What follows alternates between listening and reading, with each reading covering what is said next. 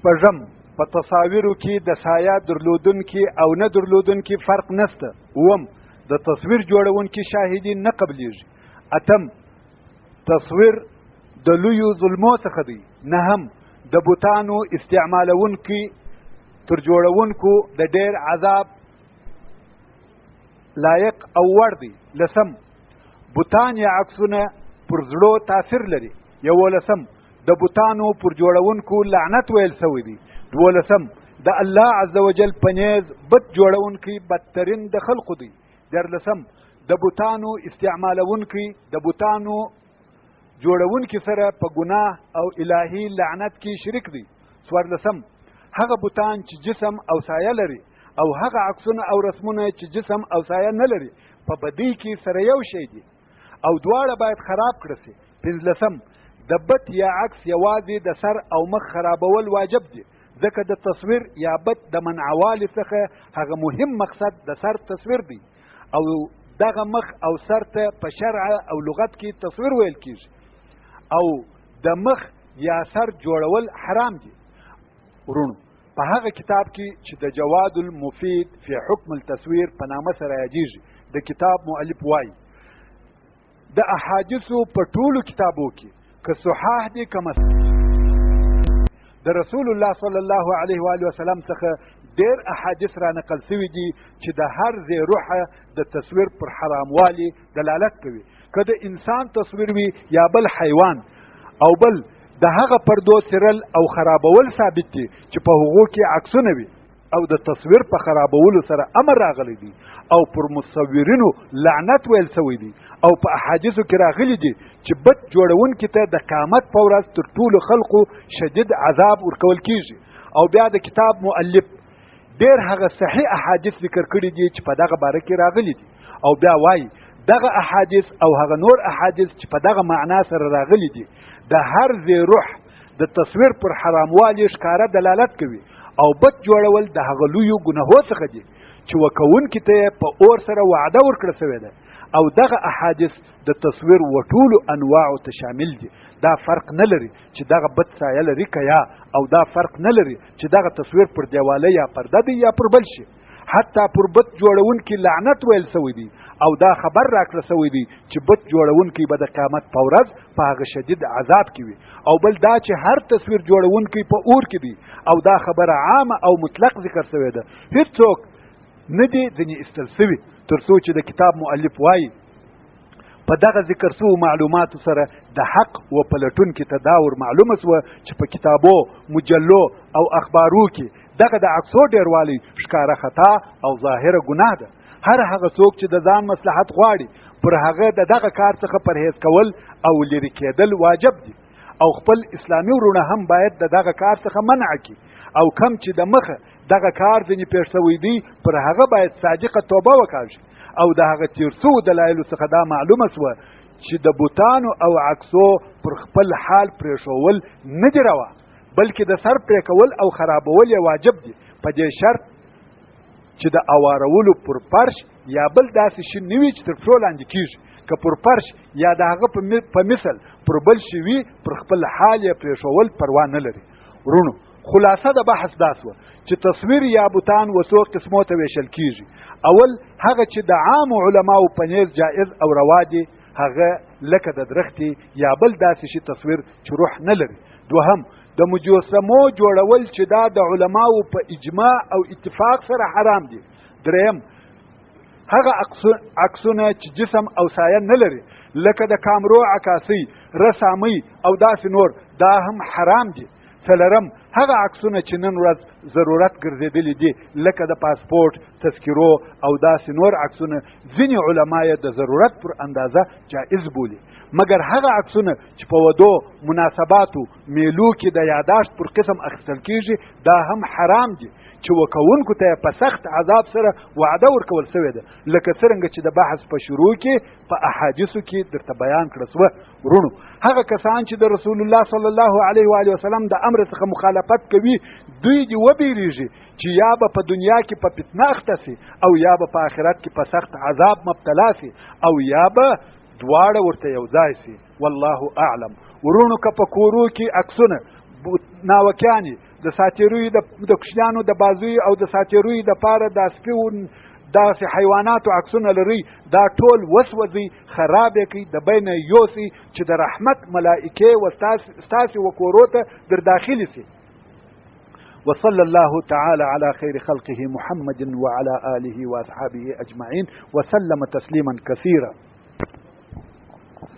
محترم ورونو، اوس به د ساز او موسیقي احکام واورو. څرنګه چې موسیقي هم د عکاسي په شان یوازې په ودو او شادوی پورې تعلق نه لري، بلکې په هر وخت او هر کور کې څه ناڅه استعمالیږي، نو یې باید په توجه سره احکام واورو. ورونو، د هغه لویو مصیبتو او د هغه بدترینو عیبو څخه هغه چې نن ورځ د خلقو په مابین کې نشر سوي دي، یو هم دغه د ساز او د موسیقي آلات دي.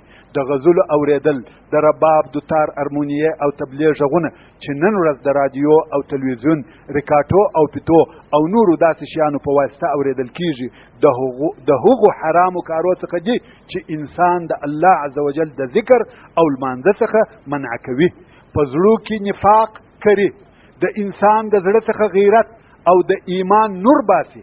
په دغه کار اخته کسان و شیطان ته نږدې کیږي او د رحمان څخه لرې کیږي. د قرآن مجید د اوریدلو څخه یې ښه نه راځي.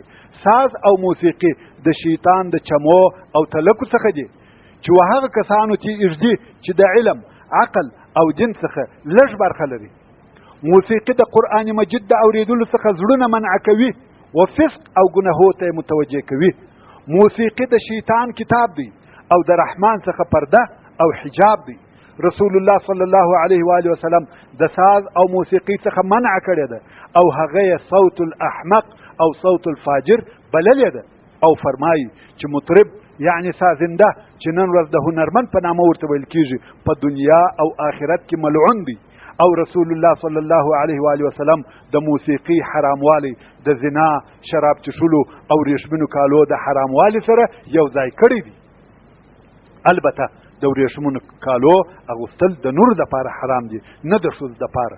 رسول الله صلی الله علیه و آله وسلم فرمایي: لیکونن من امتی اقوام یستحلون الحر والحریر والخمر والمعازف. رواه البخاري. یعنی زما په امت کې به داسې قومونه وي چې زنا، ورېښمین کالي، شراب او د ساز آلات به حلال بولي، یا ځانو ته به حلالوي. ورونو، د انسانانو د پاره تر ساز او موسیقي بل مضر او تاواني شی نسته. موسیقي د زړو او عقلو، دین او مال، اولاد او ناموس فاسدونکې او خرابونکې ده.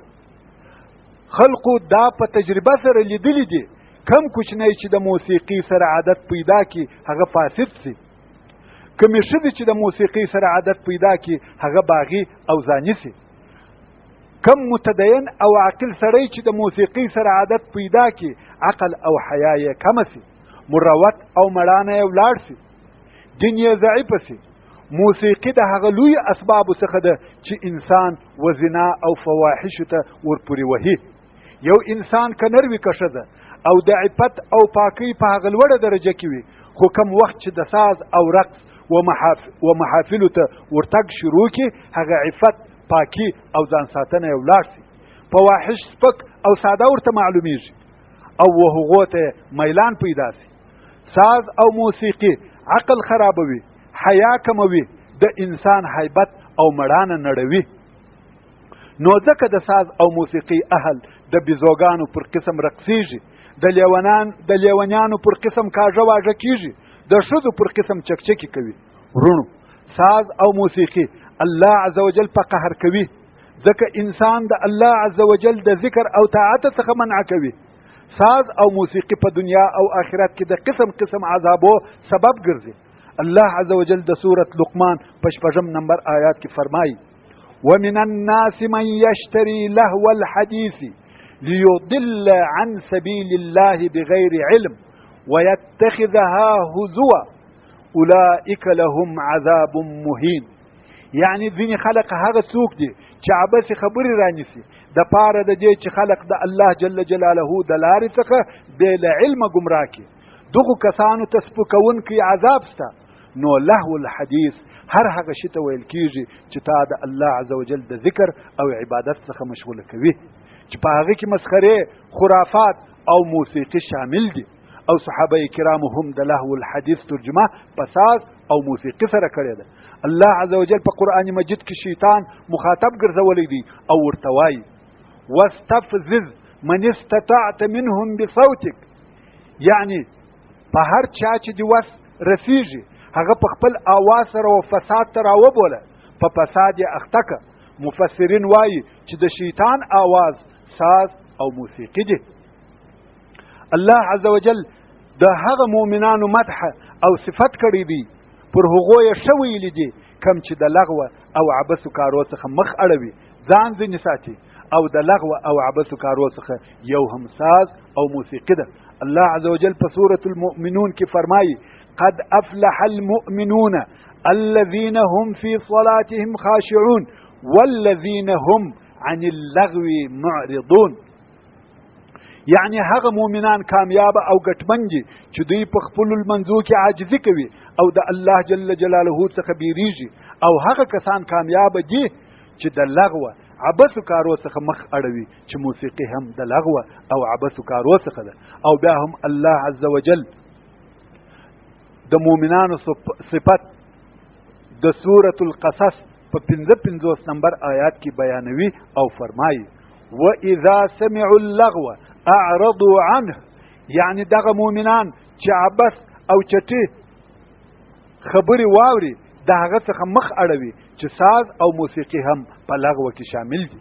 او بیا عز وجل د سورة الفرقان په 2 نمبر آیات کې فرمایي وَإِذَا مَرُّوا بِاللَّغْوِ مَرُّوا كِرَامًا، یعنی بندگان د رحمان جل جلاله هغه کسان دي چې پر چټي عبثو بیکارو کارو ورسي د هغه څخه ځان ساتونکي تیریږي، د لغوه عبث کارو څخه مخ اړوي.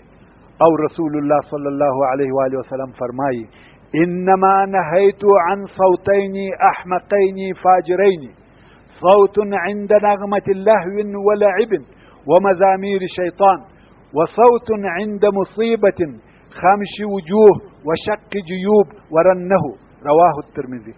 یعنی په تحقیق د دوو احمقو فاجرو آوازو د اوریدلو څخه ما منع کړی ده. یو آواز هغه چې د غزلو د ساز په وخت کې وي، لهو لعب او د شیطان د آهنګو، او بل هغه آواز چې د غم او مصیبت په مخ کې د مخانو مونګاچي کول، د ګریوانو سرل او په چغو په لوړ آواز ژاړي. په دغه حدیث شریف کې ساز او غزلې صوت احمق وبلل سوه، په دې هم کفایت ونه کوي، حتی فجور یې وبلل، په دغه هم کفایت ونه کوي، مزامیر شیطان یې وبلل. نو څنګه به یو مسلمان هغه شی روا او جائز بولی چې د هغه څخه رسول الله صلی الله علیه و آله وسلم منع کړی وي؟ فاجر او احمق آواز یې بللی وي، حتی مزامیر شیطان یې بللی وي. او په آخر کې موسیقي او نوحه دوه ورونه ګرځولي دي. هغه نوحه چې پر کوونکي لعنت ویل سوی دي، او د دغو دواړو څخه په یوه ځای کې منع راغلی ده. او رسول الله صلی الله علیه و آله وسلم فرمایي ان الله بعثني هدى ورحمة للعالمين وأمرني أن أمحق المزامير والمعازف والأوثان التي تعبد في الجاهلية، رواه أحمد. یعنی بشکه چې الله عز وجل زه د ټول عالم د پاره لارښوونکی او رحمت را لېږلی او زه امر کړی یم چې سورناوي، ترومان، د موسیقي آلات او هغه بوتان چې په جاهلیت کې عبادت کوي محوه، نیست او نابود کم. ورونو، د سازندو د پاره د غزلت کافي دی چې زموږ په وطن کې دم او دلاک ورته ویل کېده، او په عربي کې مخنث ورته ویل کېږي، یعنی نرښځی.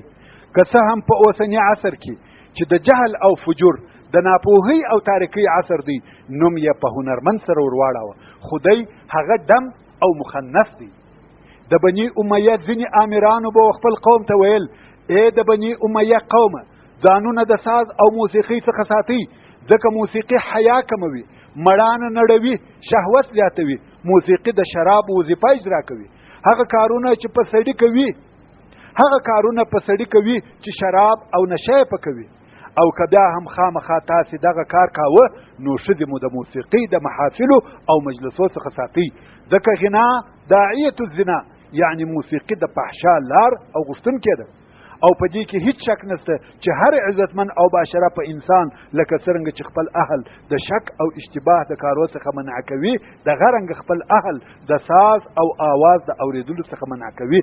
ځکه ښځه ډېر ژر د آواز تر تاثیر لاندې کیږي. نو کم وخت چې ښه آواز د عشقي غزلو سره ملګری سي، پر ښځه د دوو طرفو څخه تاثیر کوي، یو د آواز تاثیر او بل د شعر او معنا تاثیر. څونه حر ښځې د موسیقۍ په واسطه باغې سوي دي، څونه حر انسانان د موسیقۍ په واسطه د هلکانو او انجونو مریان ګرځېدلي دي، څونه غیرتمنو انسانانو د موسیقۍ په خاطر بد نوم ګټلی دی. نو ای د الله جل جلاله بندگانو، د الله عز وجل د عذاب څخه ځانونه وساتئ، خپل ځانونه د دغه بدو فتنو څخه پاک او لرې کړئ، خپل غوږونه، خپلې ژبې، خپلې سترګې د فتنو څخه وساتئ، خپلې ښځې او خپل اولادونه د ټولو محرماتو څخه وساتئ. ځکه دوی ستاسې په غاړه کې امانت دي. نو په امانت کې د خیانت څخه پرهیز وکړئ، او دا کار د الله عز وجل په طاعت او عبادت، تقوا او پرهیزګاري سره کېدلی شي. و خپل اهل او اولاد ته اسلامي تعلیم ورکړئ، په قول او عمل کې د هغو تربیه پر خیر او سمه لار وکړئ، ځکه تاسې د الله عز وجل په حضور د هغو مسؤله یاست او د هغو پوښتنه درڅخه کیږي. رسول الله صلی الله علیه و آله وسلم فرمایي: الا کلکم راع وکلکم مسؤول عن رعیته، یعنی هر یو ستاسې شپانه او چوپان یاست، او د هر یو څخه د هغه د رعیتو پوښتنه کیږي. په غیر شرعي امورو کې د هیچا مراعات مه کوئ، د هیچا غیر شرعي غوښتنې مه ورپوره کوئ. رسول الله صلی الله علیه و آله وسلم فرمایي: لا طاعة للمخلوق فی معصیة الخالق، یعنی په هر هغه کار کې چې د خالق عز وجل نافرمانی وي، په هغه کې د مخلوق اطاعت نه کیږي. ورونو، دا متل دی چې وایي غنا برید الزنا، یعنی موسیقي د فحشا، داګي، پوسترسان او د زنا دپاره وسیله ده. بل دا چې حب د قرآن او حب د موسیقي د یو انسان په زړه کې هیڅ کله نشي سره یو ځای کېدلی. موسیقي د خپلو شوقیانو زړونه او اخلاق، دین او دنیا ور خرابوي، خاصتا انجونې او هلکان که د کوچنیوالي څخه د موسیقي د اورېدلو سره عادت سي، د هغه سره الفت او محبت پیدا کیږي، او همیشه به د ساز او موسیقي سره ملګري او ملازم وي، او په موسیقي به مشغوله وي، چې دغه کار یې د الله عز وجل د طاعت او عبادت، ذکر او یاد څخه منع کوي. بېشکه چې پر زړو او ایمان د موسیقي تاثیر داسې وي لکه د زهرو تاثیر پر بدنو. نو ای مسلمان ورونو، خپل عقلونه او ژبې، خپل غوږونه او سترګې په هغه شي مشغوله کړئ چې د هغه دپاره پیدا سوي دي. عقل د الله عز وجل په قدرت او د هغه او دغه عجایب مخلوقاتو مشغوله کړئ. ژبه د الله عز وجل په ذکر مشغوله کړئ. الله عز وجل فرمایي: الا بذکر الله تطمئن القلوب، یعنی خبر اوسئ، واورئ چې د الله په ذکر سره زړونه مطمئن کیږي، آرام او راحت په پیدا کوي. خپل ځانونه د شپې او ورځې په پټه او ښکاره په تسبیح، تهلیل او استغفار مشغوله کړئ. غوږونه د قرآن مجید او وعظ په اورېدلو مشغوله کړئ. سترګې د تفسیر، احادیثو او نورو فقهي کتابو په مطالعه مشغوله کړئ، ځکه د دغو حواسو څخه د خپل عمل او وظیفې پوښتنه کیږي. پر غفلت او ګناهو عذاب ورکول کیږي. الله عز وجل د سورة بني اسرائیل په 14 نمبر آیات کې فرمایي: ان السمع والبصر والفؤاد كل اولئک کان عنه مسؤولا، یعنی بېشکه غوږ او سترګه او زړه هر یو د دغو درو څخه په قیامت کې پوښتنه ځینې کیږي چې تا ولې په دنیا کې ګناه کوله. بېشکه چې دغه اندامونه او حواس به د قیامت په ورځ پر خپلو خاوندانو شاهدي ادا کوي. الله عز وجل د سورة النور په 24 نمبر آیات کې فرمایي: یوم تشهد علیهم السنتهم وایدیهم وارجلهم بما كانوا يعملون، یعنی په هغه ورځ کې چې شاهدي ادا کوي پر دوی باندې ژبې د دوی او لاسونه د دوی او پښې د دوی پر هغو افعالو او اقوالو چې دوی په دنیا کې کول. او بیا الله عز وجل د سورة یاسین په 15 نمبر آیات کې فرمایي: اليوم نختم على افواههم وتكلمنا ايديهم وتشهد ارجلهم بما كانوا يكسبون، یعنی نن ورځ به د دوی پر خلو مهر ووهو او زموږ سره به د دوی لاسونه خبرې کوي او د دوی پښې به پر هغه کارو شاهدي ادا کړي چې دوی په دنیا کې کول چې دا د قیامت ورځ ده. نو د الله بندگانو د خپل رب څخه وبېرېږي او د مخه تر حساب د ځان سره حساب وکړي.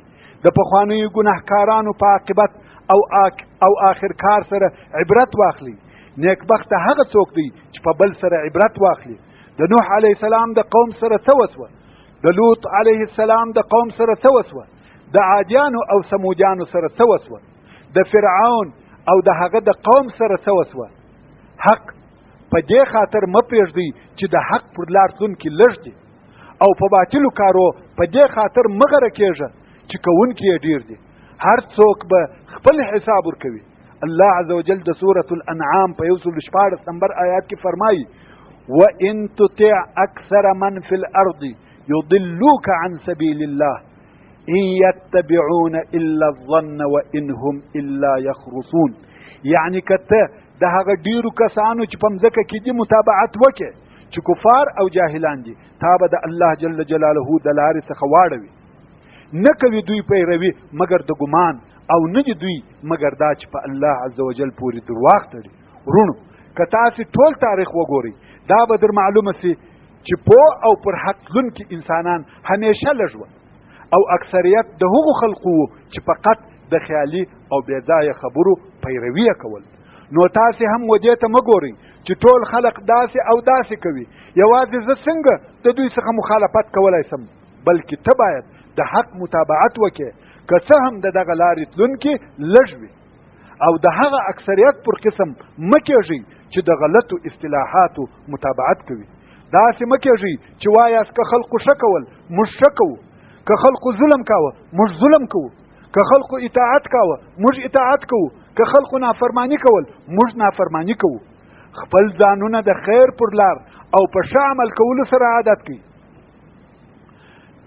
د خلقو ښه کول که خلقو ښه کول تاسې هم ښه کوئ، که خلقو بد او پر خپلو ځانو ظلم کاوه تاسې بد او ظلم مه کوئ. ځکه هر چاته د خپل عمل جزا ورکول کیږي. هر چا چې هر څه کرلی دي هغه به ریبي. په بدو رواجو او بې ځایه سیالیو کې ځانونه مه اچوئ. د خپل هغه رب حمد ادا کړئ چې د هغه مرضو او آفتو څخه یې ساتلي یاست کوم چې ډېر خلق په اخته او مبتلا دي او تر ډیرو خلقو یې تاسې ته ښه ژوند درکړی دی، تر ډیرو خلقو یې بهتره کړي یاست. د خپل رب څخه دا غوښتنه کوئ چې پر سمه لار او د ده جل جلاله پر دین د مرګ تر وخته ثبات او استقامت درکړي. الله عز وجل د سورة نور په 31 نمبر آیات کې فرمایي وتوبوا إلى الله جميعا أيها المؤمنون لعلكم تفلحون. یعنی ای مؤمنانو تاسې ټوله و الله جل جلاله ته توبه وکاږئ و خپل رب ته رجوع وکړي د پاره د دې چې تاسې په دارینو کې کامیابه سئ.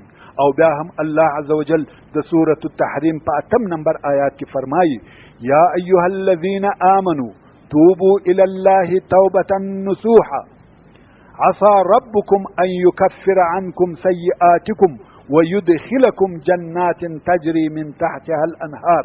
یعنی ای مؤمنانو تاسې و الله عز وجل ته خالصه او صادقه د زړه د اخلاص توبه وکاږئ. امید دی چې ستاسې رب به ستاسې څخه ستاسې ګناهونه ورژوي او تاسې به و هغه باغو او جنتو ته داخل کړي چې تر درختو لاندې یې ولې بهیږي. الله عز وجل جما او تاسې ته د ده جل جلاله د ذکر او شکر ښه عبادت او تقوا توفیق راکړي. الله عز وجل مو د ده جل جلاله پر دین او اطاعت ثابت ولري. الله عز وجل مو د نفس او شیطان د پټو او ښکاره ګمراهیو څخه وساتي. اوس به ځینې هغه مسایل درته بیان کړم چې علمای کرامو د موسیقي د حراموالي په متعلق ذکر کړي دي. اول د موسیقي د آلاتو د آواز په اوریدلو او په غزلو سره علاج او تداوی نه ده روا. لکه یو څوک چې وایي زه د اعصابو مریضي لرم او په موسیقي سره مې دماغ آرامیږي او یا داسې نور. د هغو دپاره د قرآن مجید اوریدل لوی علاج دی. دوهم څرنګه چې موسیقي حرامه ده نو یې ټیپول، خرڅول او رانیول او د هغو قیمت ټوله حرام دی. ځکه الله عز وجل چې یو شی حرام کړي د هغه قیمت هم حرام دی. دریم د ساز او غزل ویلو دپاره د سازندو اجاره کول نه دي روا. څلورم د موسیقي او ساز د آلاتو ماتول او خرابول تاوان یا بدله نه لري. 5 وهغه مهمانۍ ته چې هلته ساز او موسیقي وي حاضرېدل نه دي روا. 6 که چا د موسیقي او ساز آلات غلا کړه لاس یې نه پر پرې کېږي.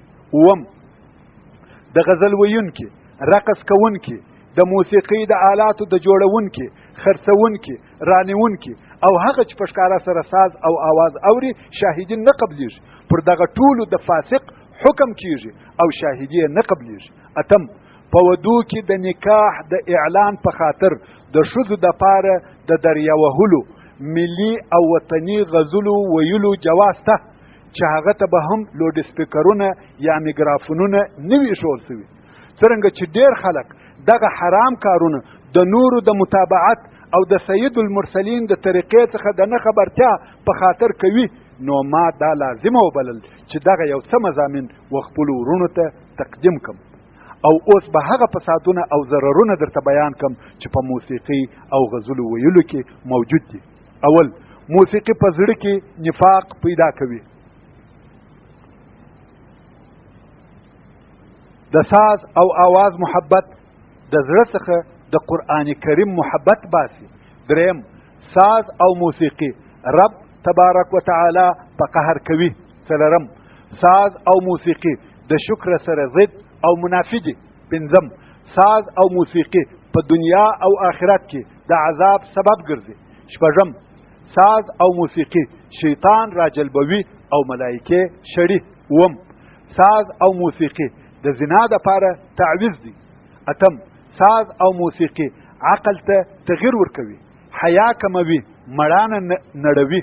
9 ساز او موسیقي د شرابو وظیفه اجرا کوي او په انسان هغه کارونه کوي چې شراب یا نشه یې پکوي. 10 ساز او موسیقي انسان د لمانځه او د الله عز وجل د ذکر څخه منع کوي. ورونو، هر هغه څوک چې غزلې ټیپوي او خرڅوي پر هغه دا لازمه ده چې الله عز وجل ته د دغه کار څخه توبه وکړي او هغه شیان ټیپ او خرڅ کړي چې هغه حلال او مفید دي، لکه قرآن کریم، وعظونه، علمي بحثونه، خطبه او اسلامي ترانې. نو به هم رزق حلال وي او هم به ټولنې ته خدمت کړی وي. او هر هغه څوک چې غزلې اوري او رانیسي پر هغه دا لازمه ده چې الله عز وجل ته توبه وکړي او داسې شیان رانیسي او واوري چې د کورنۍ ته ګټور او فایدمن وي. وبالله التوفيق. وصلى الله تعالى على خير خلقه محمد وآله وأصحابه وأهل بيته أجمعين. والسلام عليكم ورحمة الله وبركاته.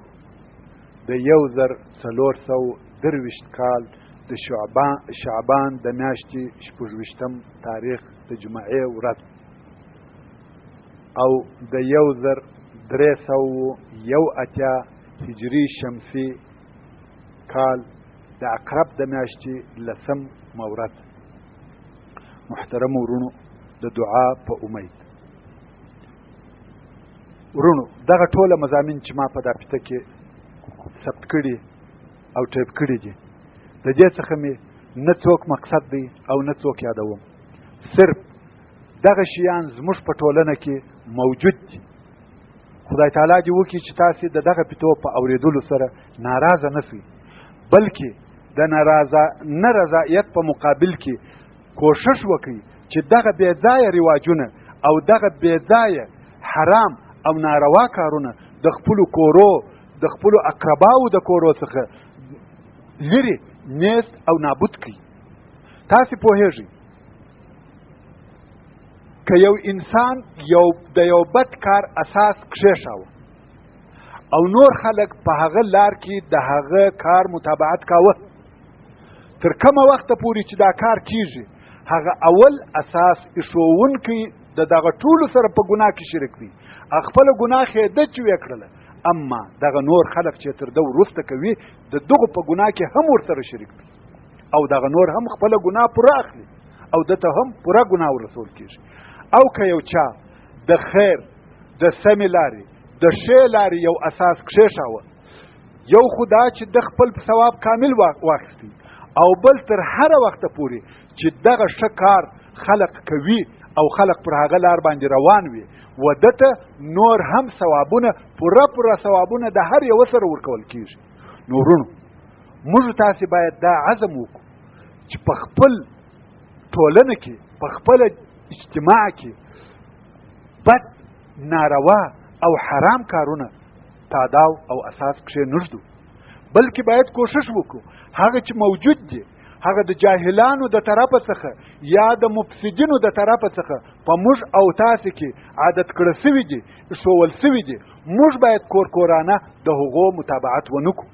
هغه باید یو په خپل نوبت سره ایسته کړو ورکې کړو. دا نه چې هغه خو دي چې دي بلکې زه په خپل نوبت یو بل هم پر اضافه کوم، بل په خپل نوبت یو بل هم پر اضافه کوي، چې دا د دنیا او د آخرت د خرابېدو سبب ګرځي. په دنیا کې د ژوند د تریخوالي سبب